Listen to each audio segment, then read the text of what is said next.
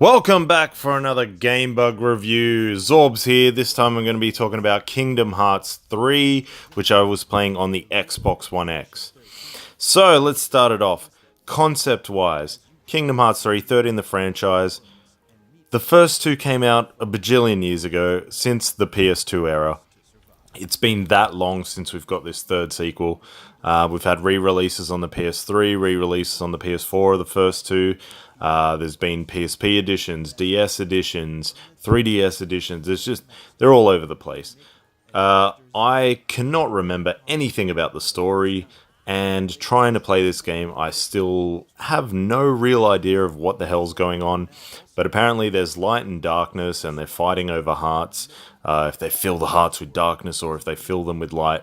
So obviously, darkness, bad, light, good, the whole sort of thing. It's a bit confusing though, especially if you're going to show kids this, they'll be like, what the hell is going on?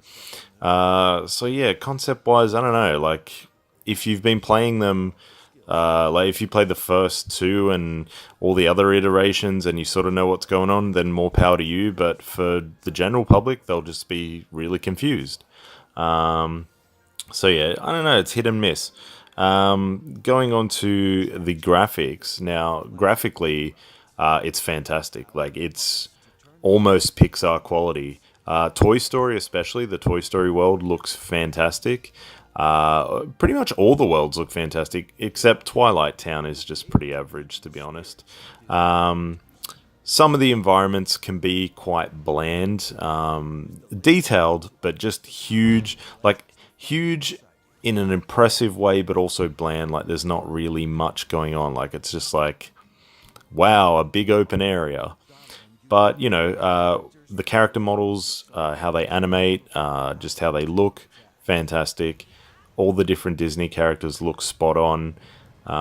It's just really cool. And I love all the special effects and sparks that go off and, little touches like that to make it a bright, big, colorful showcase. So in that respect, it's really impressive. And, yeah, it's just the worlds have always been huge, but not a lot to do in them. So that's always been a little bit of a flaw. Now, gameplay is pretty much exactly like I remember it in number 2, which kind of sucks because it kind of feels dated.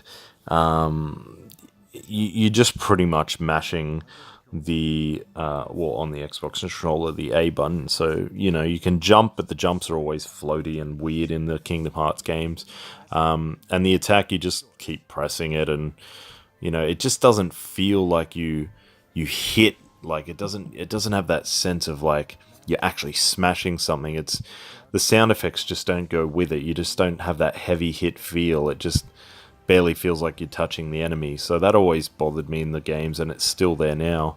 But obviously they don't really want that, I guess, because it's a Disney game.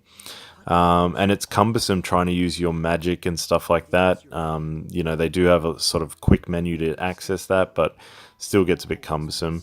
But every now and then you'll get this cool Disney ride that you can use. So it'll be a pirate ship, or a water sled thing. All those Disney attractions are really cool when you use them as a special attack. And I like being able to upgrade your keyblades and changing different ones depending on what you like. It's RPG influence where you can just buy little upgrades and tweaks and things to sort of buff your characters. There's the gummy ship again, but it's nowhere near as bad as the original one. You can float freely in between worlds, so you're not set on a linear path. You can sort of just go wherever you want, and there's little missions and challenges. And once you've sort of beat the first world and then Twilight Town after the Olympus world, you sort of get to branch off whether you want to go to Toy Story World or if you want to go to the Tangled universe. And I'll leave the spoilers at that. So yeah, there's a lot of freedom in this one, which is good. There's a lot of side missions and stuff to do to keep you occupied. I believe it's about 20 hours for story if you sort of rush through it, and then maybe 60 hours I've heard if you complete it like absolutely 100%, which I have not done because I never do 100% anything. I just want to get the main story and a couple of side quests in. But yeah, it feels dated, but it's still fun. I will say that. Okay, so sound wise, now this is a bit of a weird one. So Sora's voice he's voiced by is it Haley Joel Osment or whatever, the guy from The Sixth Sense. He was a little kid in that, and now he's all grown up. And he did Sora in the first two, I believe. But it just, I don't know, it's not that great. I mean, the Disney characters all sound amazing because they have most of the original actors. But the only problem is, it'll be like, hey, how are you?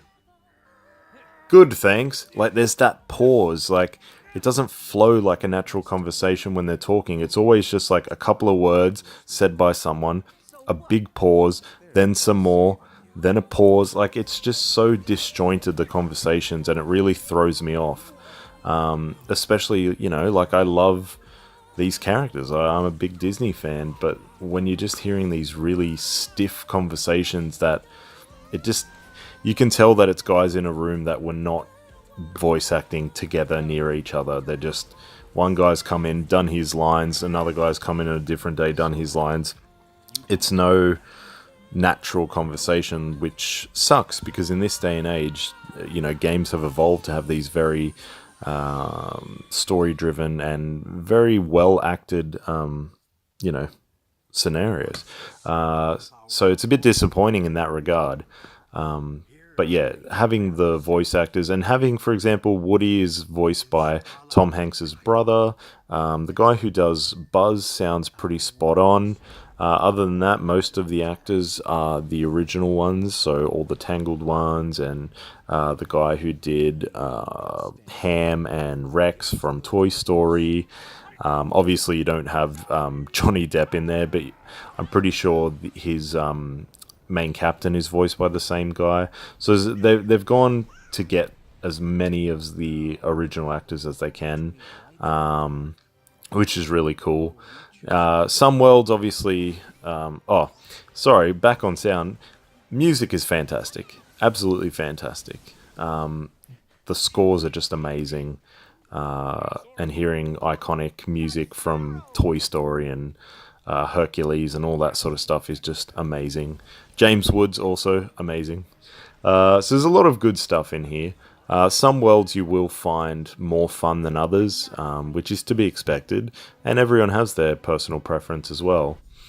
So I guess I'm saying a lot because I'm trying to think of things that really sort of stand out and sort of differentiate it from the other games, and that's sort of where the awesomeness category comes in, is what makes this game stand out. And I think the only difference is it's got more free flow, it's more of an open world in terms of, okay, you are locked into kind of linear little worlds, but in between with the gummy ship, you can sort of go where you want and do little things at your own pace. You're not sort of forced down this story.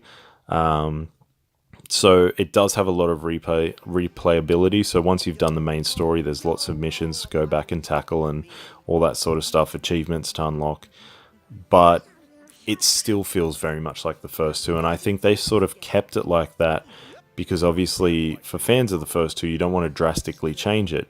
But when you compare it to games now in modern era, it does still feel like a PlayStation 2 game. It's very stiff in its controls.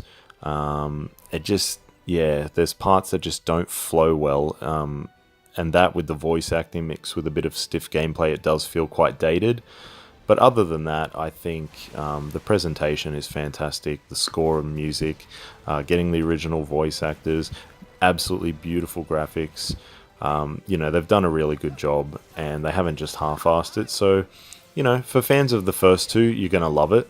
But fans of the first two who have thought, oh, maybe this will be this groundbreaking, new take on it to sort of bring it up to modern standards, you're not going to get that. So overall, I think it's a great game. So let's give some scores. So concept, it's hard. I don't want to give it a terrible score because I have no idea what's going on, because obviously if you follow the lore and you're into it, you know, it will make sense and stuff. But I think I am going to have to sort of say, like, for people jumping in, it can be quite confusing. So I'm going to give it a 3 out of 5. Just because, you know, it sort of needs to do more to explain it. And you can go back and sort of listen about what was previously happening in the games in the menu, but even that doesn't help, to be honest. Going on to the graphics, I would say I was gonna say like it's a 5, but it's not, because the character models are a 5 guaranteed. But the environments, they can be a bit drab in places, so I'll give it a 4.5. Because some areas just make you go, wow, like this is absolutely incredible, and then others you're just like, they're all right. I keep saying damn it. Going on to gameplay, it is quite dated, as I said, so it's just not super fun. Like it's fun, but it's not. I don't know. There's something missing. I'm gonna give that a 3.5 out of 5. It needs more. It needs more to it. Going on to the sound, I'm gonna give that a. I'll give that a 4. I would give it higher, but it's just these disjointed convos just really throw me off, and there's just something about them that just takes me out of the experience. And again, this is just my personal review. This doesn't reflect, you know, this isn't the be all end all, and you've probably read other reviews and everyone else has their different takes on it. But for me, it took me out of it. So awesomeness factor, I would say I'll give it a 4 out of 5 as well, because it is a massive game and there's a lot of things to do. Again, I would have liked more to do in the world. That's why it's not getting a higher score. And by today's standards, you can't have these huge open environments when there's not that much to sort of do in them. And that's been the flaw of the first 2 Kingdom Hearts as well that I played. I always thought that the worlds looked nice, but they was just empty. So yeah, I hope you guys check it out. It's definitely a game to play, especially if you're a fan of the series. But if you're sort of just jumping in and you haven't played the first 2, maybe just sort of watch some footage of it. Hopefully what you're seeing in this might impress you. But also, if you've got a mate who's got it, just give it a go, because you have to sort of get a feel for it and see if you like it. But yeah, thanks for listening to this review, and be sure to check us out on Instagram, Facebook, YouTube, our website, www.gamebug.com.au, and yeah, be sure to check out more reviews coming soon. Bye!